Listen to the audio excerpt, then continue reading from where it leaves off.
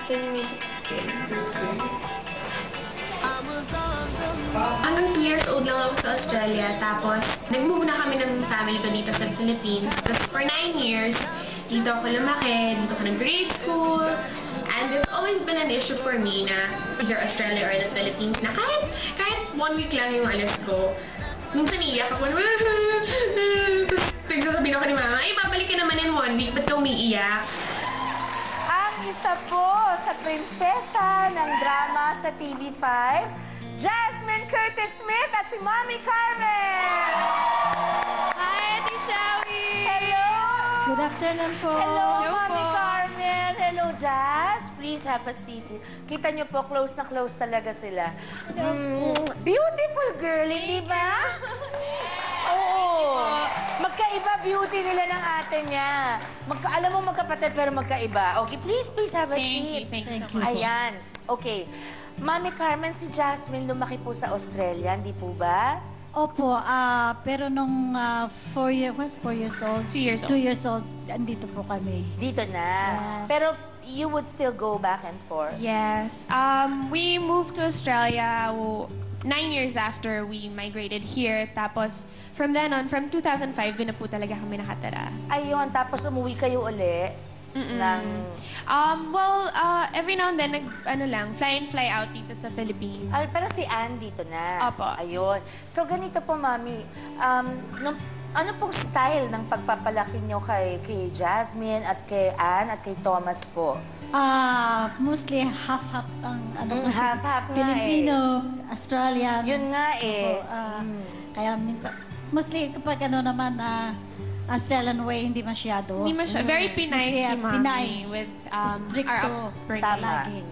Kaya, yun. Sinusupport naman ng daddy mo? Oo naman. Ayun, Kasi okay. love na love rin ni Daddy ang Filipino lifestyle. Oo, ang ganda naman. Okay, yun naman, Jasmine, as a child in Australia, ano yung nakita mong gusto mo sa pagkakaiba ng pagpapalaki sa Australian friends mo na puro, hindi half-half, at saka sa pagpapalaki sa'yo na kasama ang mama mo?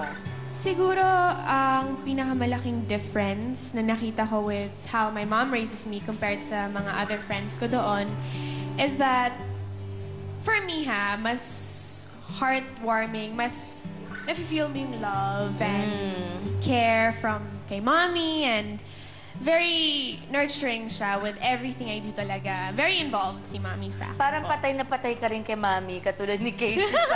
Correct. I love Mami. May pagkakataon po ba, Mami, na nagkakaroon kayo, well, this is for both of you, na nagkakaroon din po kayo ng konting tampuhan o di pagkakaintindihan dahil sa pagpapalaki ninyo na yung ibang friends niyang purong Australian, wala nung values na Pilipino? Wala kasi, yung mga friends naman niya, wala akong problema. Ang mga parents naman nila, very strict. Sa akin, naintindihan naman nila yon. Kasi sabi ko, if you're going out, have the curfew hours. And the same as... Ano po ang punishment? Anong punishment, Jasmine, pag lumampas sa curfew? Si Mami naman very reasonable yan pagkadating sa mga wrongdoings, I guess. Very, parang pagsasabihan niya ako ng matino, hindi siya yung tipong naninigaw or anything. Naku, buti ka pa, Mami. Very, firm na. Minsan, Eto naninigaw yun, din. makinig ka, ganon. Ganyan din ako, actually. Pero pag sobra talaga, you have to get the attention na yes. medyo, sandali lang. I'm still your mother. Correct. Kahit adult ka na, Yes. parang ganon. Sina Jasmine pala, may isang kapatid pa na I think before your mom and dad got together. Yes Kaya po. lalaki, babae? On my mom's side po, Sa kapatid sa babae. mama. Okay. But we Babae. also have... Eto, nakakatuwa. So, teka, may isang kapatid na nauna sa kanila kay Mami. Tapos, nag-asawa si Mami at daddy niya. 3 sila, so 4. Tapos, unfortunately, nagkalayo ng landas si Mami at Daddy. At ngayon ay meron po siyang mga kapatid sa daddy niya. Ilan? Sa first marriage po ni Daddy, 6. Okay. And then, yung present po ngayon, isa po. Mayroon kaming baby So, may sister. 7 pa. Opo. No, well, yeah. Ano? Dapat dalawang baby sister, pero unfortunately, she passed. the baby passed. Apo. Oh. Jasmine, ano yung naging pinaka... Well, as sisters, di ba? Siguro, well, kayo ni Ana lang. Wag na lang yung iba kasali. Okay po, okay. Anong pinakamalaking trial or trials na pinagdaanan ninyo? Kasi ang hirap dahil silang dalawa yung nasa showbiz, di ba? Well, siguro yung isa na po sa pinakamalaking trials naman ni ate is yung distance. Aside from, kasi parang once or twice pa lang po kami nag-away ni ate. And it's very rare na magkatampuhan kami or magkasagutan. I don't think nangyari pa yun ever with us. And it's normal. Yes. And kasi very yung pagtrato sa akin ni ate, very baby, na, uy, baby Jazz, have you That's eaten so already? sweet. So, she's like a second mom na rin po to me, as well as an ate. Lagi namin nakikita na ang ate mo, ang laging kasama ang daddy nyo. Yes. Nagsiselos ka ba nun? Oh, well, meron naman akong mommy, so... Wow! Hati sila! Kailangan magselos, di ba? I love my mom.